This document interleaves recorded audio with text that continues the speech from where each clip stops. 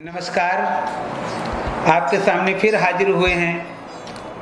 मैं Pandit Mahendra Shastri hot news India के माध्यम से आपसे फिर रूबरू हो रहे हैं। आज दिन बुधवार एकादशी तिथि और एकादशी का श्राद्ध। एकादशी तिथि भगवान नारायण की तिथि है और इस एकादशी तिथि में जिनके घर का भी श्राद्ध हो वो ब्राह्मण को अगर बुलाते भी हैं तो घर में चावल ना खिलाएं, ना ही भोजन खिलाएं। हमारा तो मानना ये है कि उन ब्राह्मण देवता को सिर्फ फल और दूध दें, क्योंकि एकादशी तिथि को चावल नहीं बनाए जाते, चावल का सेवन नहीं किया जाता है। इसलिए पौराणिक कथाओं के अनुसार एकादशी को चावलों के लिए मना किया गया है। तो और श्राद्धों में खीर का महत्व है, पंडित जी को खीर खिलानी है, हमारे पितर प्रसन्न होंगे।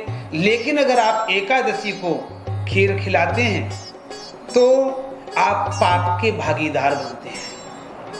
आप पुण्य तो कर रहे हैं लेकिन जाने अनजाने में कहीं ना कहीं दोषी भी है।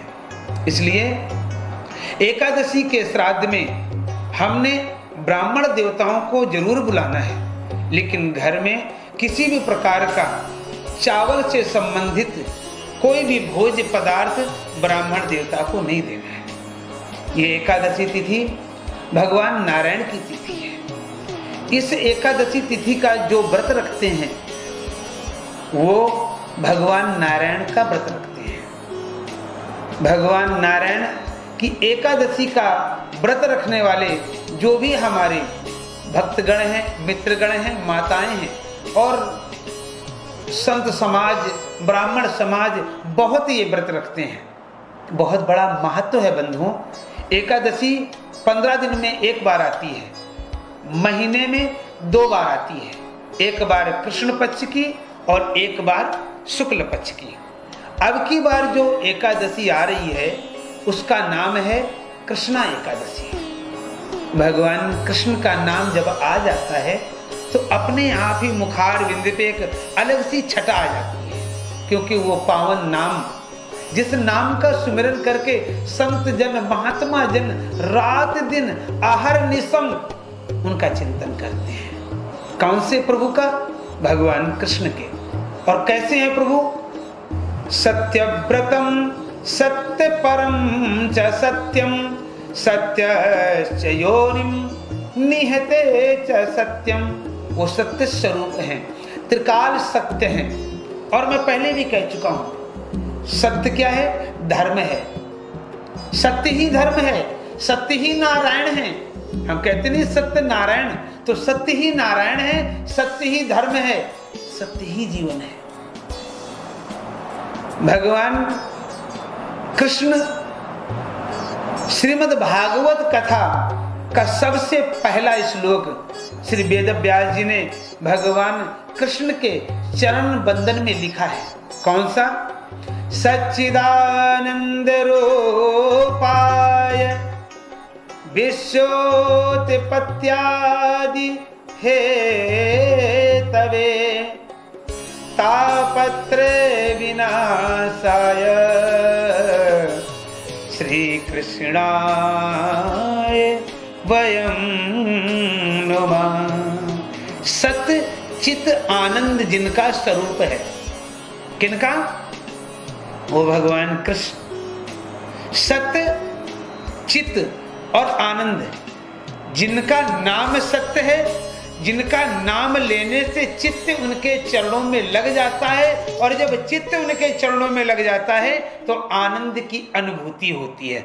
उनका नाम है सच्चिदानंद स्वरूपाय। भगवान का स्वरूप का वर्णन किया है, सच्चिदानंद स्वरूपाय, जिनका स्वरूप ही सत्य चित आनंद है।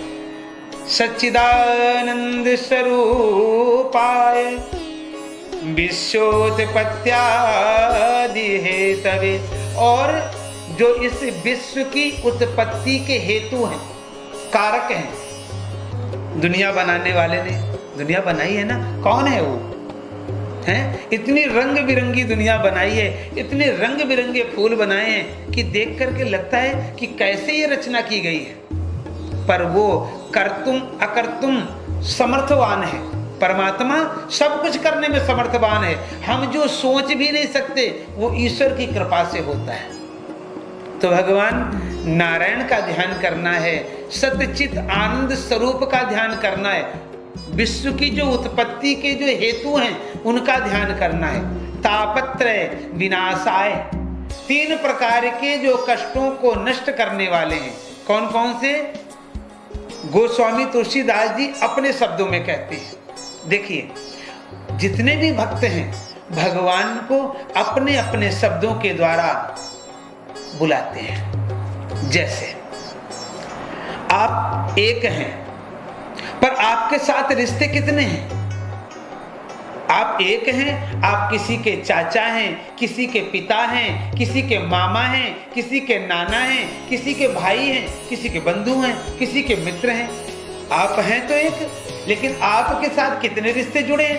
अब कोई आपको ताया जी कह करके बुलाता है तो आप बोलते हो, कोई चाचा जी कह के बुलाता है तो आप बोलते हो, कोई पापा जी कह के बुलाता है तो आप बोलते हो कि नहीं बोलते हो? इसी प्रकार से परमात्मा एक है बंधुओं, उसको आप जैसे मर्जी बुला लो। गुरु नानक देव जी के नाम से बुला लो, गुरु गोविंद सिंह जी के नाम से बुला लो, कृष्ण के नाम से, राम के नाम से, जो मर्जी रिश्ता बना लो, वो तो आपकी मर्जी है।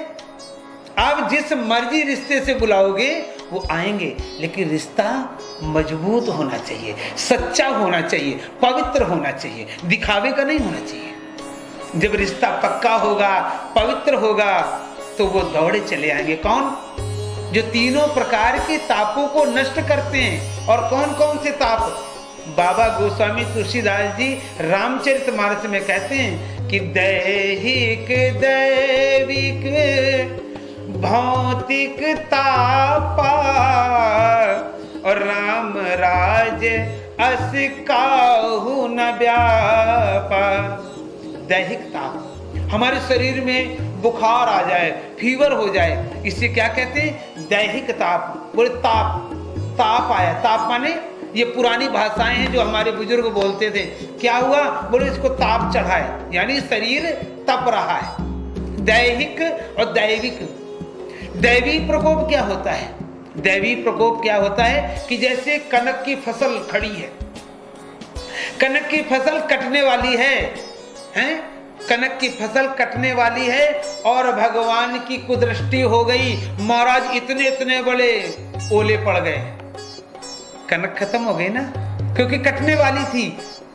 उसमें तो हल्का सा टच हो जाता तो वो गिर जाती है, पकी खड़ी थी और परमात्मा की कुदृष्टि हो गई, इतने इतने बड़े ओले गिर गए, महाराज सारी फसल नष्ट हो गई। तब क्या कहते हो? ऊपर वाले ने कर दिया है। थाने में रिपोर्ट लिखाओगे जाकर के? नहीं, ये दैवी प्रकोप है, इसमें किसी का दोष नहीं है। ये दैवी, ये परमात्मा के द्वारा दैवी प्रकोप है। तो दैहिक, दैविक और भौतिक। भौतिक प्रकोप किसे कहते हैं? भौतिक प्रकोप कहते हैं कि जैसे एक बहुत बड़ी न्यूज 2012 में आया करती थी कि 2012 में विश्व खत्म हो जाएगा, ऐसी एक न्यूज, फेक न्यूज चला करती थी।